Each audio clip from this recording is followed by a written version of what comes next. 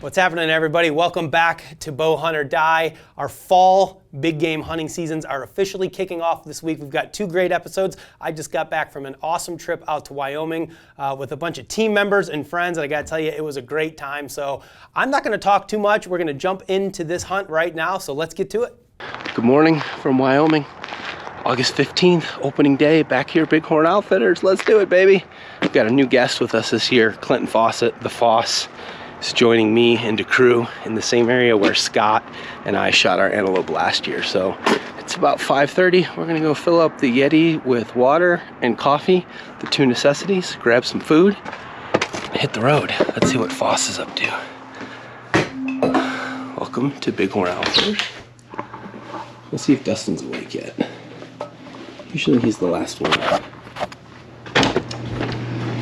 Oh my God, he's awake! Morning, sunshine. I was trying to take a bet on whether you were awake or not. Oh yeah, I've been awake for an hour and 20 minutes We're now. watching fishing here. What are you doing, Foss? Believe that the crew is up already?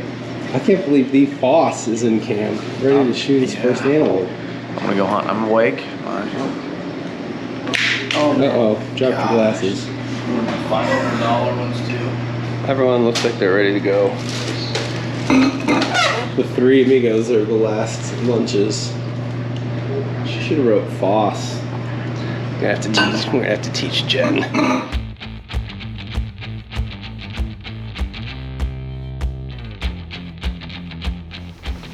There you go, Foss. You could shoot that one right there. Okay. Right where the white meets the brown, right? That's Right right. on the edge of the butt. Yep, that'll kill him every time.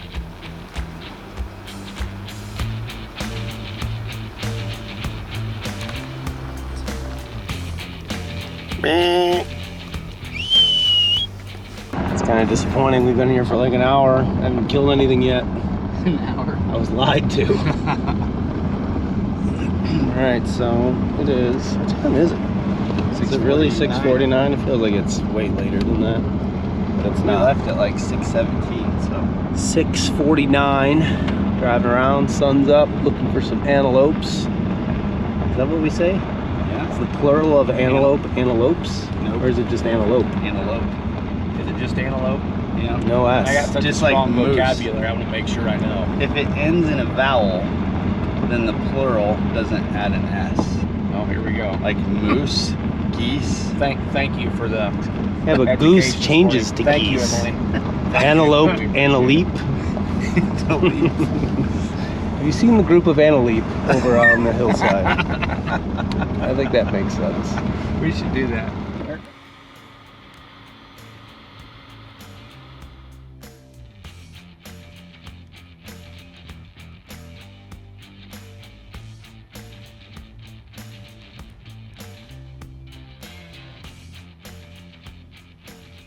It's about 9 o'clock here. Grape break. We just spotted our first potential candidate for the day. He came running across the road. Dead-eyed crew saw him. It's good to have these western guys with you. Us eastern boys, we can't see anything. Unless it's standing like right next to the road. Well, I think that's because he wasn't there. Better be Whenever about you ready to were hit him with the truck. Looks like a good one though. Oh yeah, he's going across that thing right there. Let's get the other camera out. Alright, well, we decided that one was not he was not worthy. So off we go again. Potential shooter number 1 is gone. Might be a Don't shooter. pass something the first day, you'd be happy with them the last. I don't like that saying. I put it in there, but I don't really ever hold to it. Are those the seeded ones? The red ones have seeds in them. Jen's The like, green What kind ones of don't. outfitting business buys grapes with seeds in? well, Jen was like, I bought seeded grapes on accident. Do you think? I'm like, they're not gonna know till they eat the first one. So you might Yeah, as I well took out just my put first it in bite. there. I was like, Like, whatever. will they eat them? Like, will they have them? So they're not Bunch of manly dudes on a hunting trip. I can't eat this grape. It's got seeds in it. What kind of operation are you running here? I promise when it gets to like 4 o'clock in the blind, it's 105 in there. They're not gonna be like, Goes well this with cold my grape has a seed. goes well with my peanut butter and jelly sandwich that I'm gonna eat later. I went with chunky and strawberry. Ooh, I'm a chunky guy for sure. I want and strawberry chunky. or raspberry. Yeah, I mean I'm chunky in more than one I regard. went chunky. I went chunky and bacon. Is what I did. Chunky peanut butter and bacon? Yeah. I mean that sounds pretty good. Dude, I'm telling you, if you gotta do bacon, chunky peanut butter, and banana, and then fry I it was like a just grilled gonna cheese, say banana, but then you fry it like a grilled cheese. but no cheese in it. Right. So when you do your grilled cheese, too do you do butter on the bread or mayonnaise? like on the fry side or the On inside? the fry side. Yeah, put I've butter. never Who the hell tried puts mayonnaise. It's in a grilled cheese? delicious. Just on the fried side, on the outside. I don't know where I Mayonnaise- saw it. I mayonnaise feel like I fries? saw it on like the Food Network or something. I didn't realize that. That's, mayonnaise yeah, fries- dude. Interesting. It's dude, you almost can't tell the difference, but it is delicious. Have you ever had peanut butter and mayonnaise sandwich? That sounds terrible. It does sound terrible. I hate like mayonnaise guacamole. in general. Disgusting. I like Miracle Whip. I know. I Can you feel like fry Miracle Whip, Whip, though? doesn't get its. I've never tried. It's mostly like some sort of hydrogenated soybean oil or something. Yeah. I'm Dude, not don't sure what break your big- hydrogenated don't even break your big means. vocabulary words out with me in here, please. Well, I don't know what it means. I just know how to say it. We got a couple antelope up on the hillside up here. Looks like 2 bucks. And it looks like there's a coyote stalking the antelope and a badger doing whatever a badger does. So we're just gonna kind of scope things out, see what happens, and then maybe get over there and see if we can take a look at that. That one goat looks like a pretty decent one. So hopefully we get our first real candidate for the day. We haven't had one yet. Seen a lot, just nothing we want to shoot yet.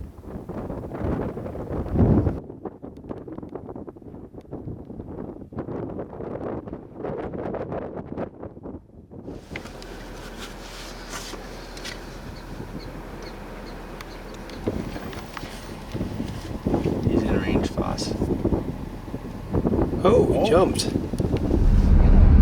1:30. We're maybe, with a little bit of luck, gonna go on our first stalk of the day at 1:30. What are you doing, Jay-Z? What do you mean? Filming or shooting? You're shooting. Okay.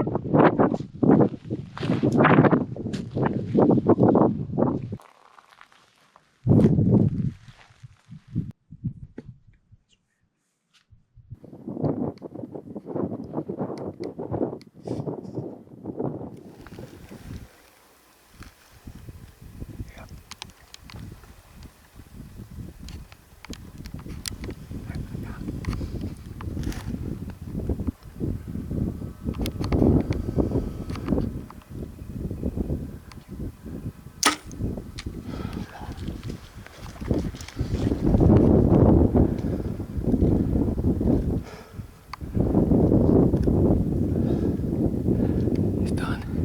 He's done. He's done. He went to yay.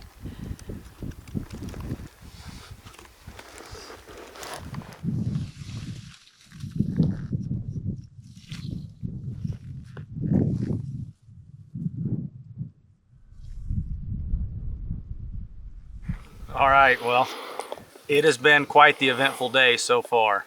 I don't even know where to start. We left the lodge, we drove around, we saw a lot of antelope, couldn't find any that we wanted to shoot.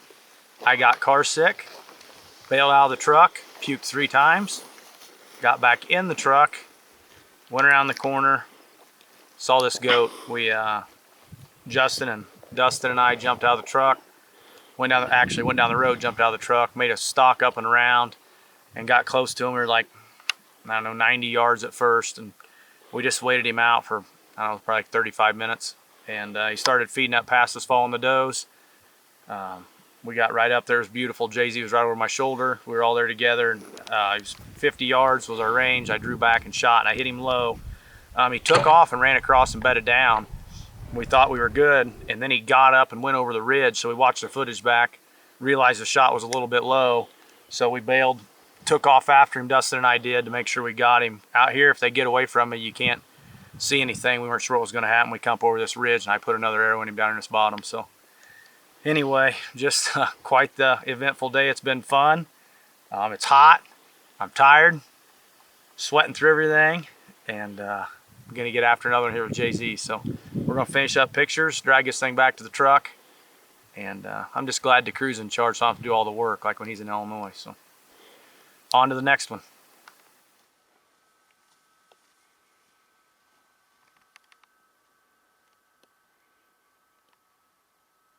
All right, first thing I gotta say is if you guys have not been on a Western hunt and you've been thinking like, man, I wanna get out west, I wanna hunt something, I wanna do something, but I don't know what to do, I can't say enough good things about going on an early season archery antelope hunt. You know, you can do a DIY hunt. There's a lot of places out there to do it. A lot of people have been very successful. Obviously for us, we're extremely fortunate that, you know, Dustin's a team member. He's a good friend of ours. So, you know, we use this as an excuse more than anything to go hang out with Dustin and see his crew. But obviously you can do a DIY if you want. But when it comes to the early archery antelope hunt, like, obviously it's super hot out. Temperatures were in the mid 90s every day that we were there. So you're not dealing with the freezing temperatures that we're going to be dealing with in a couple months during our deer hunting. Tags are relatively easy to get. And it's just a great fun hunt. And if you're looking to do, you know, a guided hunt, if you're somebody that doesn't want to, you know, do the DIY thing, it's the most affordable of all the Western hunts is the antelope. And if you go with a good outfitter, whether it's Dustin, whether it's Scott and Angie at Table Mountain, where Todd and I have hunted before, or a lot of other, I'm sure, good reputable outfitters out there, the chances for success are extremely, extremely high. There was 9 hunters in camp with us that week, and all 9 of us tagged antelope. And it doesn't always happen that way. Obviously, a couple years ago, I didn't shoot one, although I had multiple opportunities. But if you're looking for something that's high success early in the season so it doesn't interfere with any of your deer hunting or anything else, I can't say enough good things about the antelope hunting. So, you know, as you guys saw, this was Clinton's first trip out west to do any sort of big game hunting. He's previously hunted turkeys with Dustin. So this was his first trip out. You know, he was kind of up first. We were taking turns on our spot and stalk, who was shooting and who was filming.